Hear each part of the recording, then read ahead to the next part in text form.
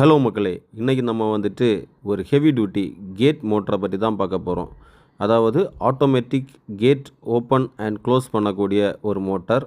இந்த மோட்டர் வந்துட்டு சிலிண்டர்ஸ் என்கிற பிராண்டில் பெர்ஃபார்மன்ஸ் என்கிற வேரியண்ட்டில் நம்ம பண்ணியிருக்கோம். இது வந்துட்டு நியர் அபவுட் ஒரு 1500 kg கேட் வரைக்குமே ஸ்லைட் பண்ணக்கூடிய கெப்பாசிட்டி உள்ளது. இந்த மோட்டரை வச்சு நம்ம வந்துட்டு ஈஸியாக வந்துட்டு கேட்டை ஓப்பன் பண்ணியது, க்ளோஸ் பண்ணியது எல்லாமே பண்ணிக்கலாம்.